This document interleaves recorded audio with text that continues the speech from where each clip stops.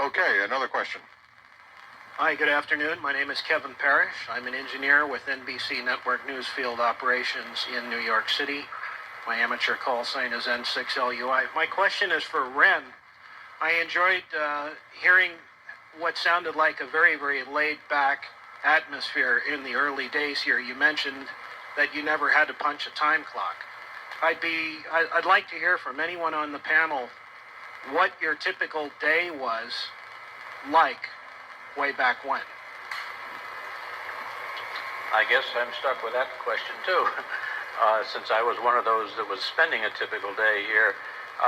First of all, during the war, we worked 6 days a week, and some people were working 7 on doing things like the radar experiments.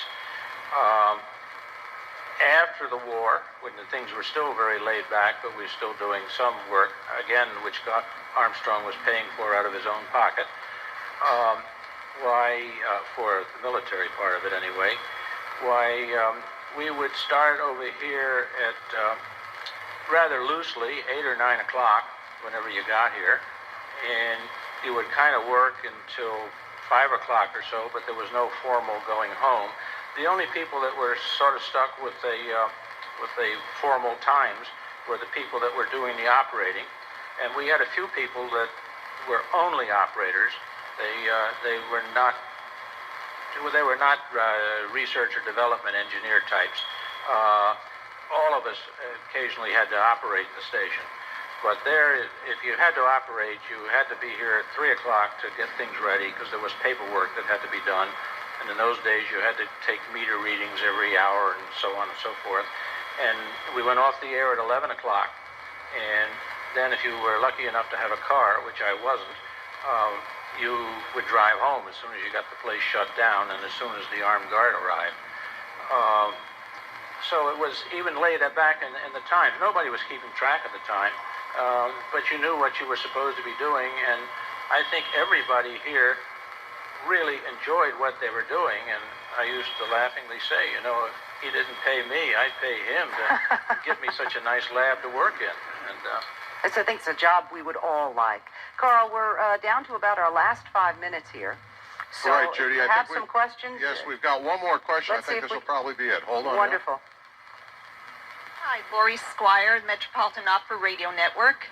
First, kudos to everybody. It's a fantastic event. And just a comment, I'd love to see more education for students of communications. I was a communications student and even did doctoral work at Columbia, alma mater. And the textbooks, everybody says father of radio, that unmentionable name today especially. Maybe in one sentence they will say something about the major, but more people have to be educated that there was a Major Armstrong. Laura, that's absolutely a terrific comment that you made, and it's interesting because great minds think alike. I was just going to go down our distinguished panel and ask them if you could say one thing about Major Armstrong, if you could say one thing about how he might want to be remembered, what would that be? And because we are a little short on time, we're not going to ask you for a full dissertation, but Bob, why don't we start with you? How do you think the Major would want to be remembered? Well, there are others here who knew him much, much better than I did. I knew his home environment quite well, and I think he would want to be remembered as someone who worked exceedingly well with the team, and he gave his most to everything to which he committed himself. I mean, I think that was all he asked of any man he ever worked with, and I think he did that.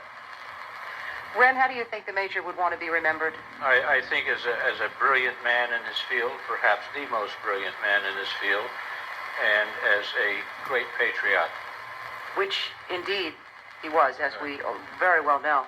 Jerry?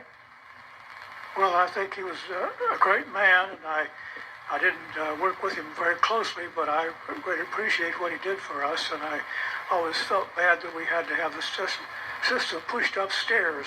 We should have left it down where it was in the first place. And I think that it was a tough thing to have to move everything up at that time, but that was a result of politics, I guess. So we made the best of it, but we have to give him credit for being absolutely outstanding in pushing FM. FM had been declared useless at one time, many years earlier, by someone at RCA, as a matter of fact. And I remember that it had been looked into, but they decided FM was no good around 1930. And it's interesting that Armstrong changed that around a little bit and proved Certainly we could did. FM. It eliminate noise and much better signal noise ratio, much wider bandwidths. There's many, many things you could do with it you couldn't do with AM. So we certainly thank him for all that he's done.